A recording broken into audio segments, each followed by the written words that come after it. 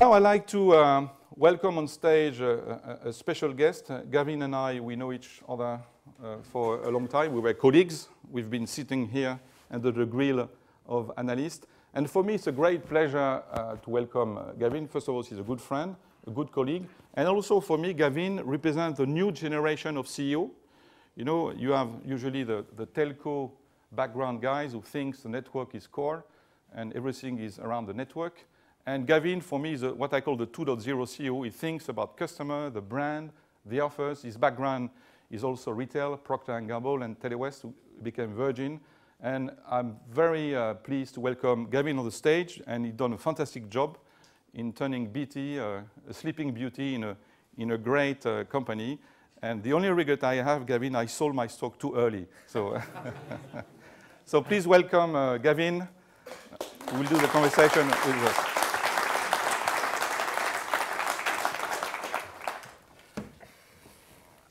So, Gavin, the first question is about the market in the UK. It looks the market has been much more robust than elsewhere in Europe, if you judge it just by the revenue and financial results on main companies. And why our sector is doing so well in Britain? And can you imagine how difficult it is for a French to recognize that? It must be very painful for you, François. I need to rehearse that, this one. Yes, you're looking in the mirror every day. So, well, the market has been strong. There's no question about that. I'm reluctant to count my chickens on it because it can turn quite quickly. But if you do look against the comparisons in other markets, it's been on a good run. I think fundamentally it starts with the customer and the demand for internet related services in the UK. I mean, the UK, I think, is probably one of the top 2 or 3 markets around the world where the internet is really has been adopted by the population, adopted by business. Could do more to be adopted by government, but it is at the forefront of the economy. I think that's fundamental. I think we're operating in a market that wants to buy. I then think the second thing I'd say is that the market conditions, and in particular the regulation in the industry, I think has created a very positive outcome for customers. And I think Ofcom deserve a lot of credit for this.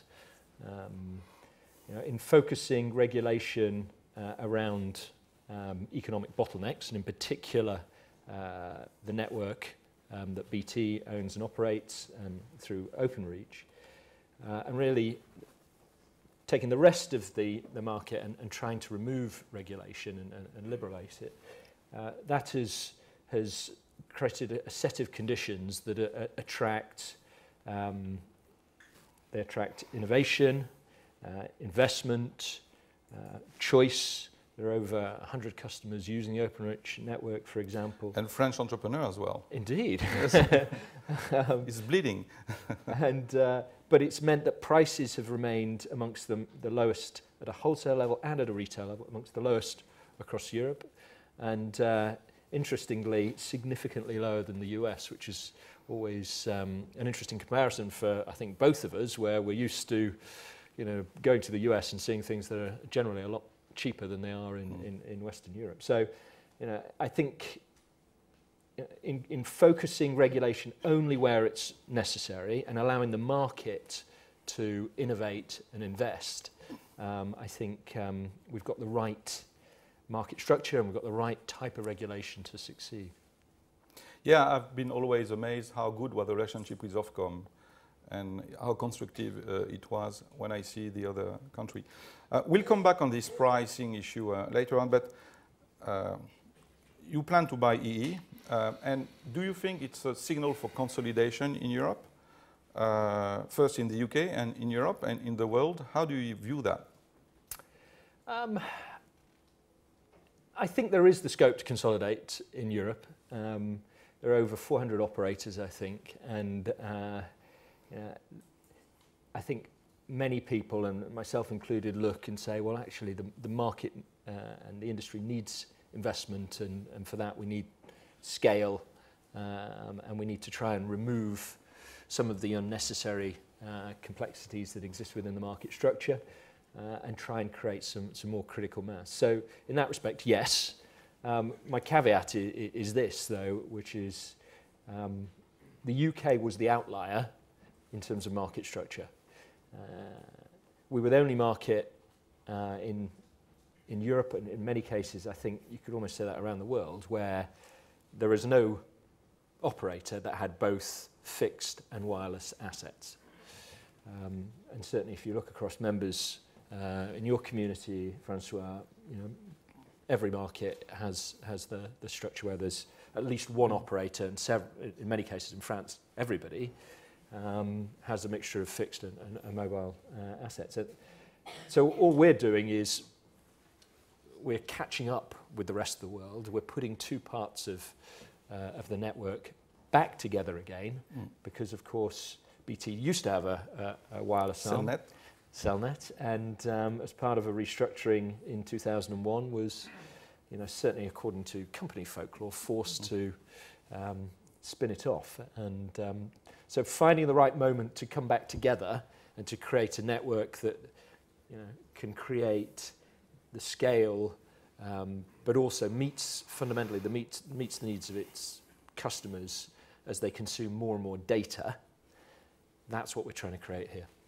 I remember that was one of the most asked questions. Why did you sell Cellnet? Because at some point, O2 market cap became bigger than BT. Yeah. My response was always the same, and I guess yours. It was the best decision taken at the time. Decision was taken because of the debt. Let's talk a little about the UK regulator.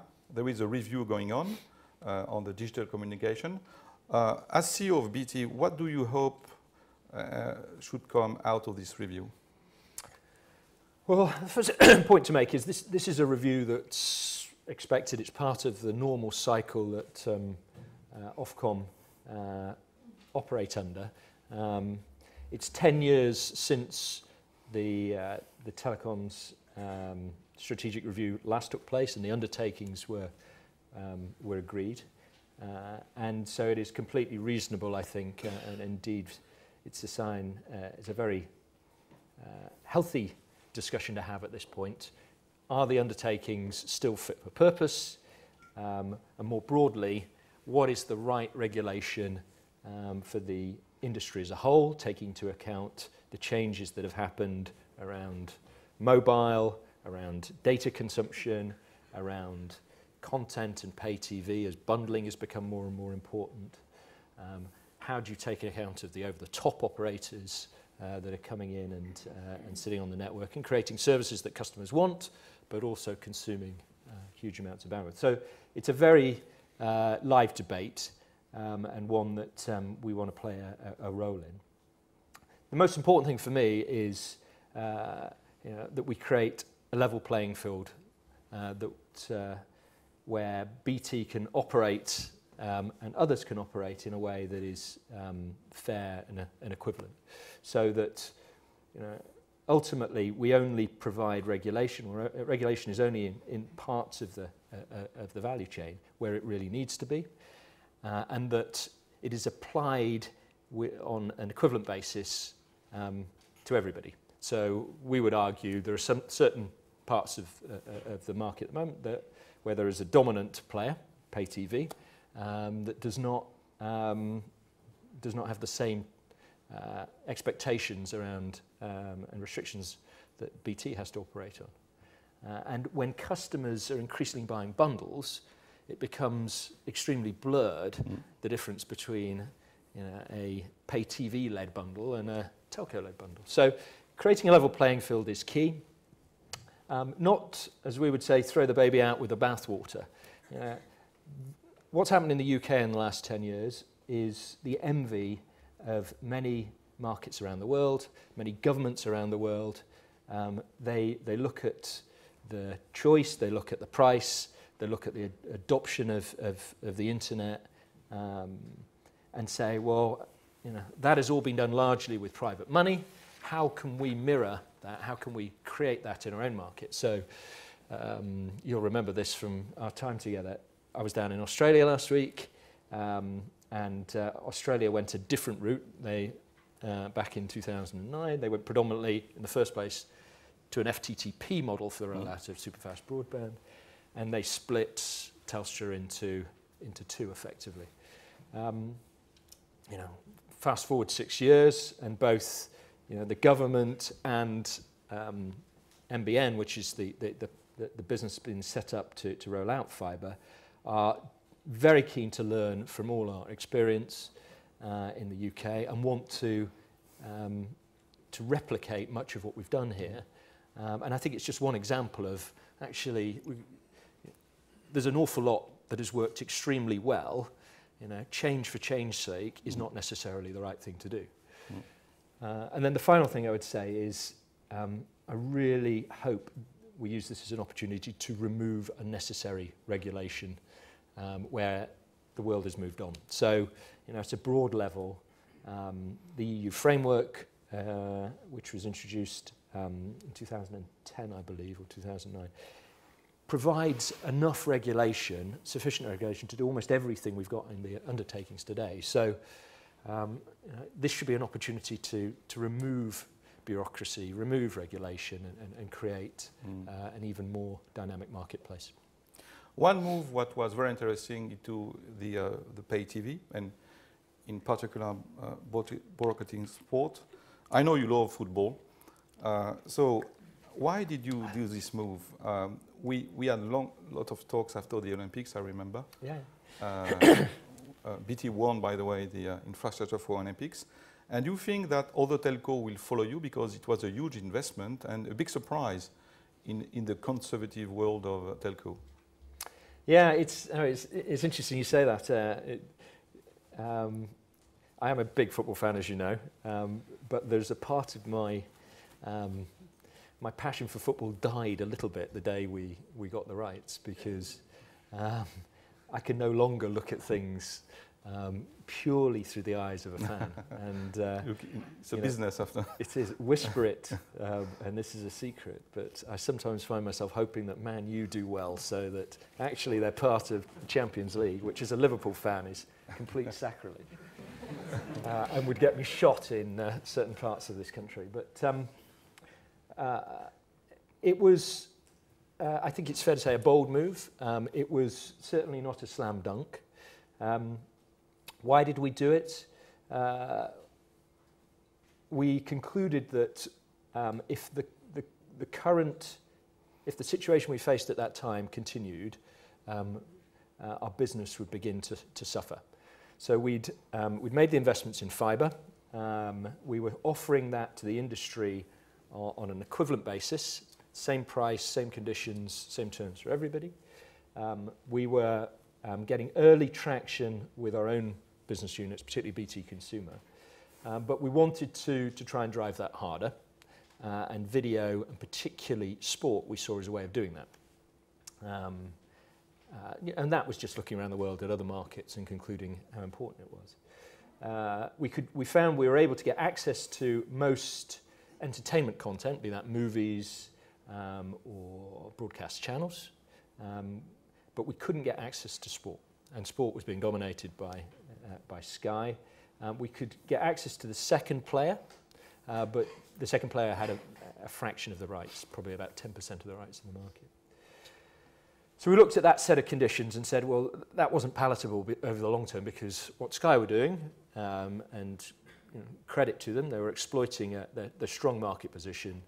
They were bundling broadband at a discount as part of their proposition, and that was eating away at our customer base, and we saw that as going to be an issue over the long term. So we decided, well, there was room for two players in the sport market, and that we had the sort of scale of business, we had the cash flow, we had the numbers of customers that we could have a go at taking that second position. As I say, it was a surprise that we did it. Nobody expected it.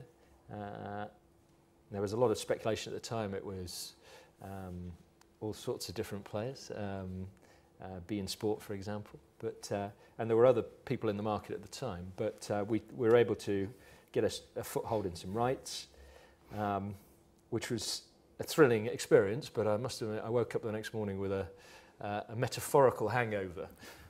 Not a real one, I might point out, because the realization sunk in that morning that we had to get a channel on air, and it turned out to be a series of channels, within a year, and we only had 100 hours of programming. We didn't have any talent, we didn't have a studio, nobody knew how to make TV programs, and it's sort of, the reality suddenly sunk in. It's a different business, yeah? It is. And I then have to say, every time we needed a bit of luck in that next 12 months, we got it. So we, for example, we looked at outsourcing the production. We got some pretty outrageous quotes from established players in the industry. You know, somebody came up with the idea, well, why don't we just do it ourselves?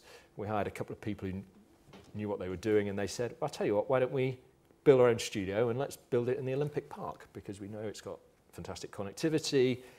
Nobody's using it at the moment. We'll get a great price. Exactly. And so we've built our studio from scratch. We built it in, I think, 20 weeks when it should have taken something that was nearer 4 years. And it's this phenomenal space that gives us huge flexibility, all digital. And you know, we can make all our own programming there in a very flexible and cost-effective way. So, you know, these things are always written up as sort of brilliant case studies of how they're all completely plotted out. The reality is there's a little bit of, there was some strategic logic to it. We needed differentiation. We needed to get a competitive position on sport. There's a little bit of it, well, actually, we learnt as we went along, and we got a little bit of luck, and we've tried to adapt as we've gone along. I remember the day you announced that, we had a breakfast at Sky with all our members, and I asked the question, what do you think about that? I couldn't get a good response this morning, because they were a little under shock. I'd like to talk a little bit about one of your favorite subjects, the super-fast broadband. Now it's available, I think, 2/3 in the UK. Oh, more than that. About 85% now. It has been done without funding, and you are on the road to get to 90% with some agreement with the government.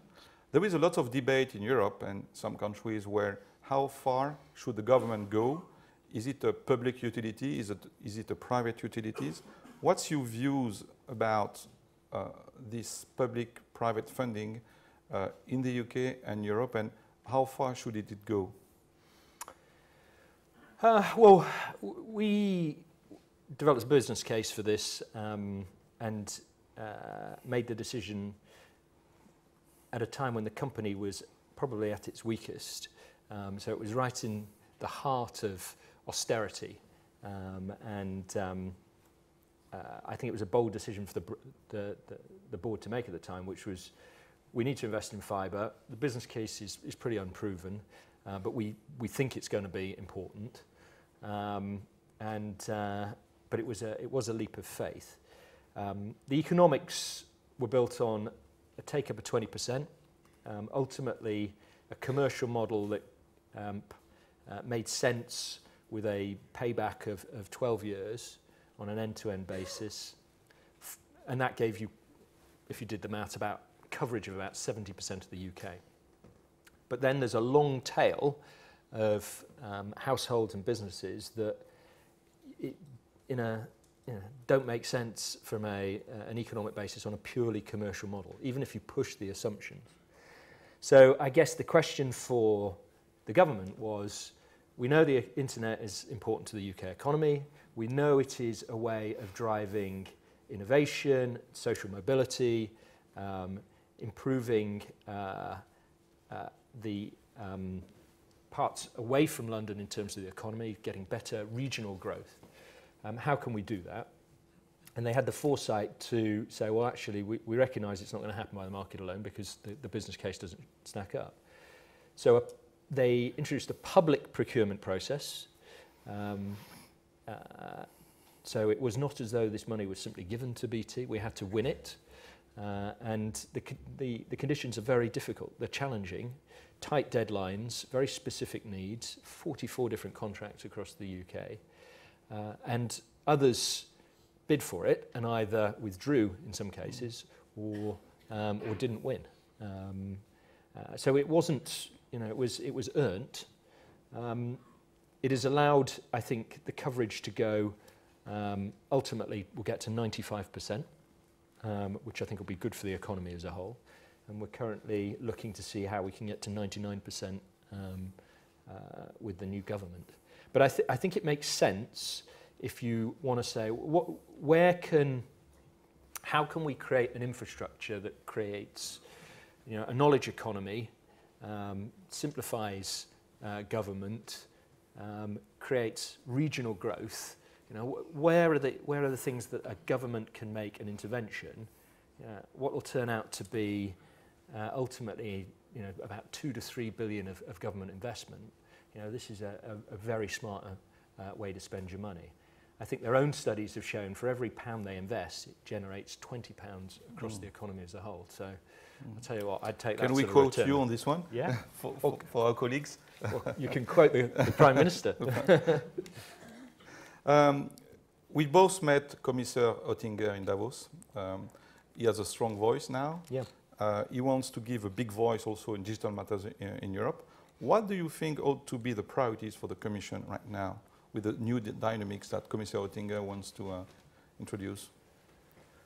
Well, I think you're absolutely right. I think he's got a clear vision for the role of digital services within the EU, and I think that's that is an important step forward.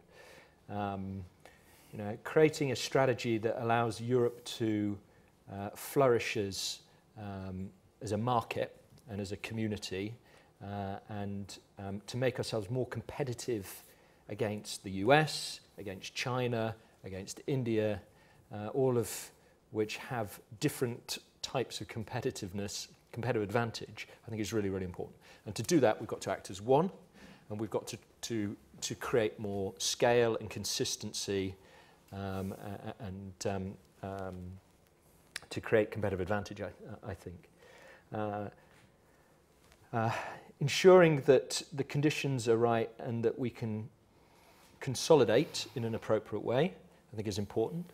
It's not consolidation that removes choice and competition per se. I think we've got to make sure those are maintained as we move forward. But at the same time, we don't take a dogmatic approach that ignores the fact that the vast majority of countries are contiguous, and that it's in some ways it's completely crazy that you move from Germany to France, and you get a pop-up that says you are now entering and you're going to be roaming, etc., etc. One currency, but two. So these things that don't make sense in a single market. I hope on net neutrality, which is a live debate, that we settle in a very sensible place. And I think we're in a good place. We've got to secure it.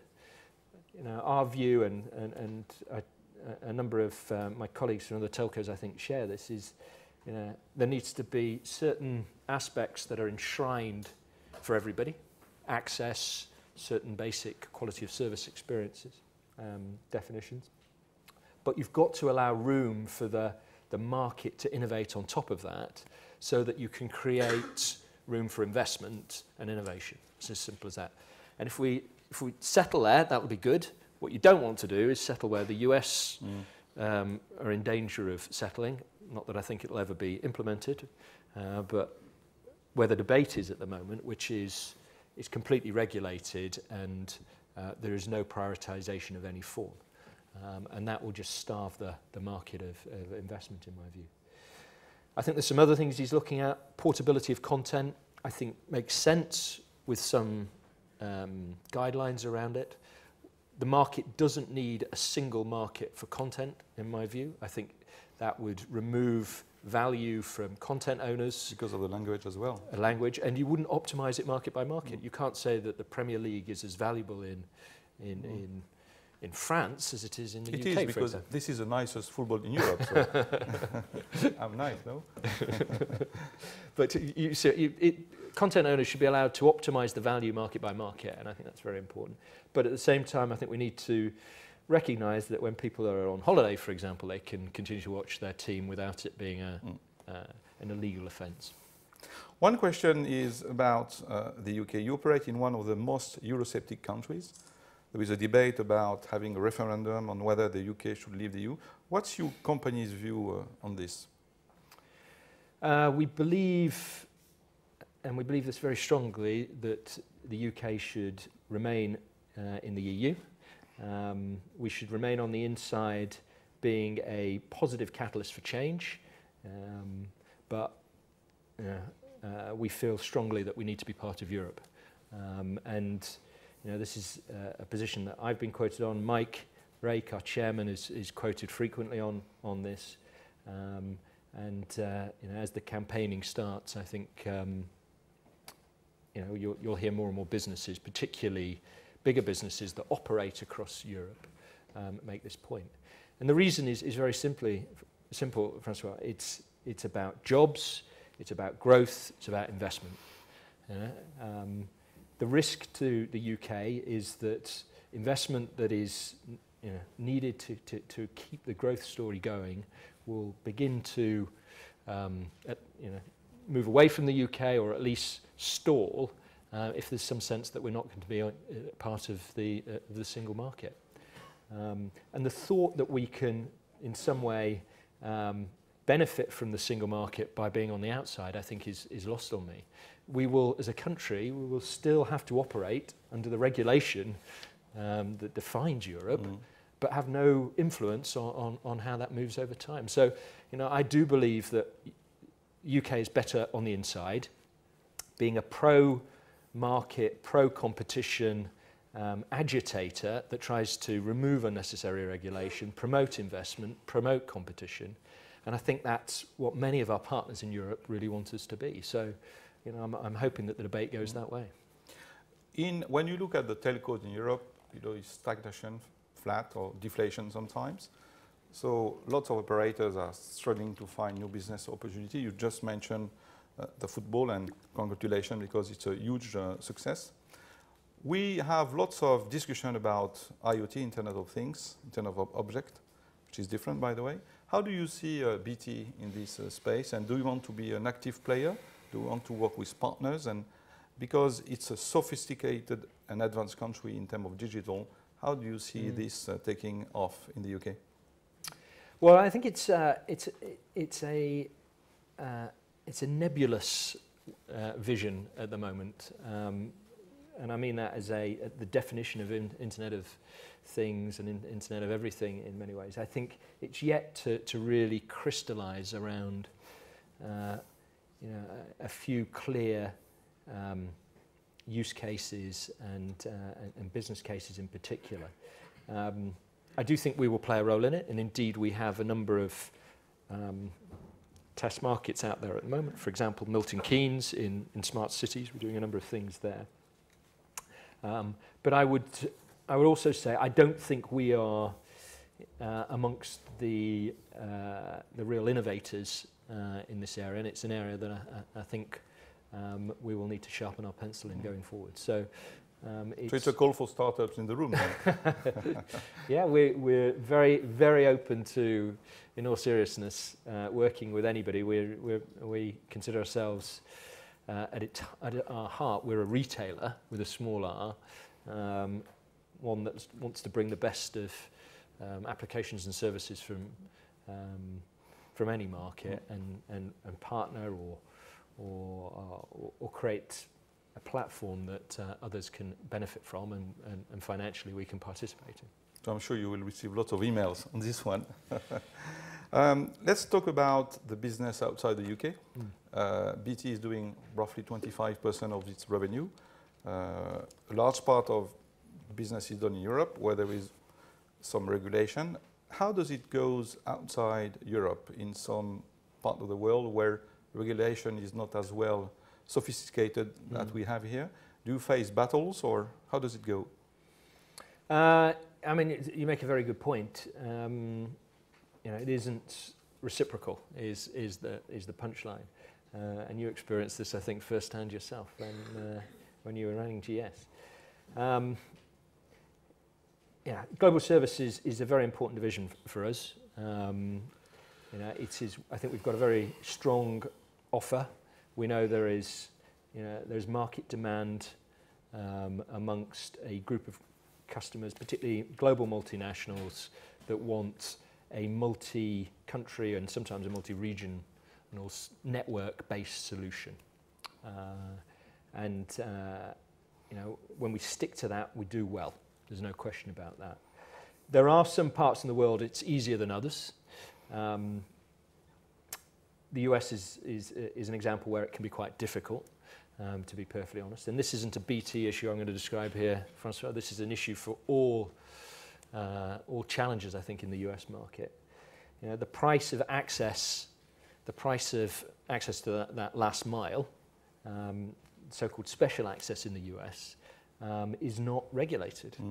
And we find that the prices that we end up paying are considerably more than the incumbents charge themselves or charge each other, in effect. And so this creates a competitive disadvantage. As we were talking earlier, it's not a level playing field, because not only does that make us less competitive in the US for US customers, but it also creates super profits that are used to invest around the world by the US telcos in particular. So it is an issue, and I think it's not just BT that suffers in this way. SoftBank have the same challenge, amongst others, NTT, and one or two others as well. And that, while it's not great for BT, it's not great for US customers and consumers in particular, because they end up paying higher prices. And you can see that in the consumer market, where typical triple play can be 2 to 3 times more expensive than Europe. And having been in New York in the last few days, this is a live issue. So it is something we continue to fight with, and trying to just get this issue addressed. But it does mean that if we want to compete in the US for US domestic business, it's very difficult. We can be very competitive where the majority of the revenue is outside the US, Procter & Gamble, for example. But when it is purely a domestic play, or majority of it's in the US itself, then we can't be competitive, because we have this huge cost advantage. I remember raising this issue a few years ago to the chairman of the FCC, saying exactly with the same words, and he told me, if you're not happy, you should build a network. So I say, of course, we're not going to build a network. We just want to have the same price, same SLAs. I see that the battle is still on. Still going, but they're beginning to look at it. So the FCC, it's a break for investment at the same time, because if there were the same treatment as Openreach offers here, I think companies will invest much more in the US. I remember a few years ago, we hosted a dinner a night with CNBC, and we gave lots of prize, and I gave the prize to the CEO of Fiat, Xavier Marchionnet, and he told me with his inimitable accent, François, it's very difficult to do a Fiat and a Ferrari. So we have 2 brands, 2 different people, and the Fiat guy will never touch a Ferrari, and a Ferrari guy will never touch a Fiat. So my question now applies to BT. It was funny, by the way. Was he impressed with that accent? No, he said this to me. I tried to use his accent. And by the way, it was funny, because he told me then, Fiat is cheap, it works, it delivers in time, and Ferrari is very expensive. You never know when it's shipped, and sometimes it's not as reliable. So the question is, with your consumer background, is it difficult to run a B2B business and a B2C? And can you have the same brand for Openreach, for BT Global Services? And on the BT Global Service side, do you think it makes sense to have a consolidation between players like Orange Business Services or Dutch Telecom and whatever? Because you need to have 2 mindsets. For the BTC is around the customer, for the B2B is around the huge company. How do you split this in your brain? How do you operate that? And is it possible to have under one brain different business models? I believe it is. It's not easy, but what we're increasingly seeing is that a BT that's undergoing a renaissance, I think, certainly the brand is going through a renaissance. I think we're beginning to see the benefits of all being under a single group. It is worth just framing this in a sense, though. We do operate multiple brands. OpenReach operates under a separate brand name, and I think that's important because it ensures that all of our customers that are served by OpenReach can see them as an independent brand that is not linked to one of their downstream competitors, BT. So that is important. And of course, in the consumer market, we operate two brands, and that's worked really well for us. So we bought a business called PlusNet in 2007, I think it was. It's focused on the value, on a value for money proposition, no frills, smart buyer type, self-service type proposition. We've grown it 4 times. It's 4 times the size now.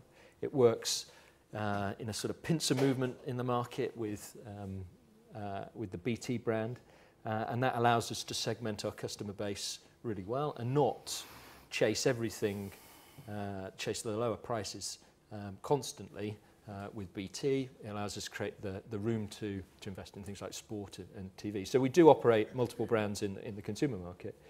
I do believe... Just lurking. No kidding. We have some time, no? Take some questions. No. I have 2 questions. Okay, but I do believe it can work together in the business market. And one of the things that's interesting is, I've been out on the road in the last 2 weeks in Middle East, Australia, and then in the US, and most of it is prospecting for business for GS. One of the first things I want to talk about is sport. So they want to understand what we've been doing in the consumer market in the UK, and understand how we made the decision, and how we can create that sort of innovation in the business space. So I think we're beginning to see some of the benefits of being part of the same brand. I have 2 last questions, and then we'll have 1 or 2 questions. Part of the huge job to be done to reconquer the heart of customers, it has been lost on profit of Apple and Twitter and whatever. The entry point, remember, 10 years ago was the operator. Now is all the digital device. One thing that is very interesting, I think, in the market is to be the gate between what I call the lifestyle, the music, the video, the broadband, the security, the files, and the cloud. Do you see the operator playing a role in that? Because it's service, it's CapEx as well. But there is a huge need to gather us, citizens, family, and the cloud in our life, not only in companies, not only at home, but there is new companies like Synchronos, as an example. Wherever you go, they follow you. At home, you know exactly where the family is.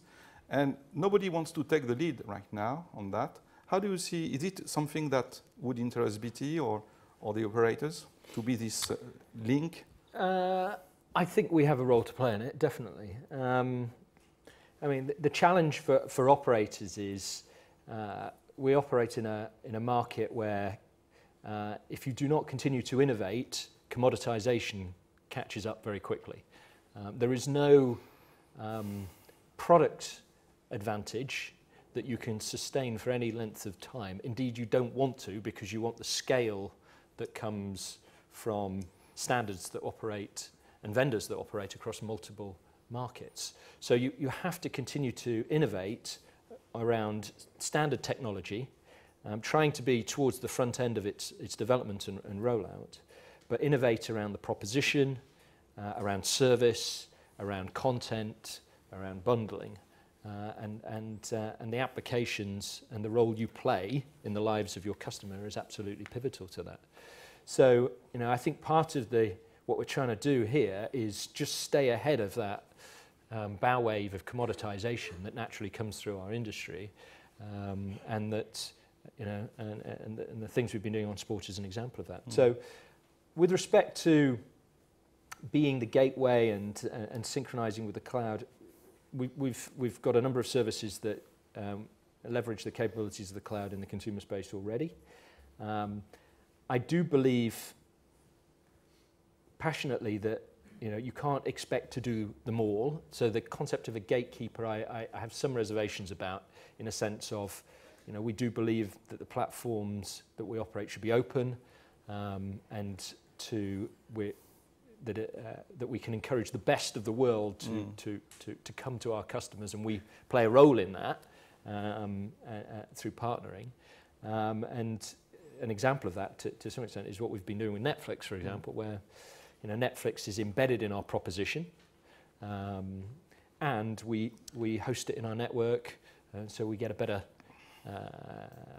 price effectively in terms of how we scale our network. It's more cost effective, and it's a better experience for our customers. So it's finding ways of partnering with, you know, the best of applications and services around the world that your customers really want. Last question is about, I'm talking to the CEO now, focus on the EBITDA, and two ways to improve the EBITDA. First of all, do you think there is a room to improve the RPU? You know, one of my sons is in the US, he spent $100 plus, and he thinks it's cheap compared to the service he gets because he's used to that. And second, the mobile traffic will be multiplied by 11 until 2020. At the same time, you need to reduce the cost. Is it a solvable equation, this, between the RPU, room for improving, and managing the cost where the traffic is improving? I think it is. It may not be for everybody, but I think from where we're sitting, we believe we can at BT. I mean, you know, cast your mind back 5 or 6 years, and we were driving ARPU largely from price. In fact, completely from price. So we were working on a customer base that was declining, and we weren't increasing our RGUs. And that is a very unsustainable way of driving profits over the long term. You get a short-term hit on ARPU, but it has a half-life to it. What we're trying to do now is drive customer growth, and particularly RGU growth, and rely on pricing to a lesser extent. So it's a virtuous circle. Your RGU base is continuing to go up, so that your dependency on price becomes less as you go forward rather than more in terms of its contribution to driving free cash flow. So I think as a model, that's a much better one to go for. If I look at our own customers, there's still growth on broadband, there's still growth on fibre, there's still growth on mobile. We've just added mobile to the BT brand. So it's a core business, in fact. Exactly. And these things are very easy conceptually for a customer to buy into. They get it. And the key to getting this, in our view, to getting the cost-effective business case to scale a network is the combining the best of fixed and wireless together in a single network. So, you know, Clive Selley has built this core that is a core network that scales, if you want to go pure fixed, or pure mobile, or convergence in between. That's where the synergies will be. And pushing the fixed element in particular closer and closer to the customer, so that you get the efficiency around data is very much part of that vision. So whether, you know, that's the direction we see it going, and that's one of the fundamental theses behind our investment in an acquisition of EE. Okay. Steve, we have time for one of the questions? I think we've probably got time for 1 or 2 questions, yeah, from was a burning one. There's one just there, look, François, the chap with the white shirt. Could you please tell your name and the company you represent as well? Hi, I'm Graham Neal from Mobile Europe. Gavin, how does owning EE and also selling backhaul access to its competitors, how is that a good thing for competition and innovation in the UK market? Well, I mean, this is a question that has been raised as part of acquisition, of the acquisition of EE, and it's worth making a couple of points. First of all, in us buying EE, it does not change the number of competitors in the market at all. There are 4 today, 4 networks today, and if we buy EE and complete on EE, there will be 4 going forwards. So we're not changing the competitive choice. based on our acquisition itself. Secondly, when it comes to providing backhaul, the backhaul is provided by Openreach. Today, it is bought by MBNL, which is a joint venture between EE and 3. The decisions are made independently. If and when BT buys EE, that will continue to be the case. So there will be no change in the market structure. Openreach will continue to be as regulated today as it is in the future. In the future as it is today. So that doesn't change fundamentally. There is no way we will be able to extract any more value out of our business through that part of the value chain. It's not part of the case itself. And then the final thing to say is, unlike many in the market, our business is dependent on wholesaling. Wholesaling through Openreach, wholesaling through BT Wholesale. We will continue and indeed look to grow the MVNO business that EE has built to date. It has 29, I think, MVNO businesses in the UK. And that's very much part of how we'll see the business going forward. So, this, in our view, will be pro-competition and good for customers. And indeed, it will create an infrastructure for the country as a whole, which will be, allow us to continue to meet the needs of customers and the country as a whole for the next 10 years in the sort of time frame that François was talking about. Any more questions? Any time for one more? If there's just down in front of you, Jerry. There you go. John Larkin from Kenton. Gavin, can you provide some clarity on whether you think there is a universal service obligation on BT to deliver a minimum broadband service to all? This is a question not for me, it's for the government. And the government strictly need to refer to the EU to make any change for it. So we have a universal service obligation to provide a telephone line today.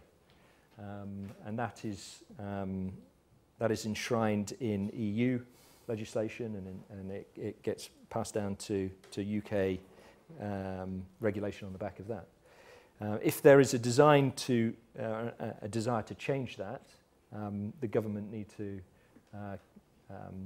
consult the EU and then turn it into legislation. So if that's the case, that is the case. It will come at a cost, and there'll need to be a debate on who pays for it, I guess.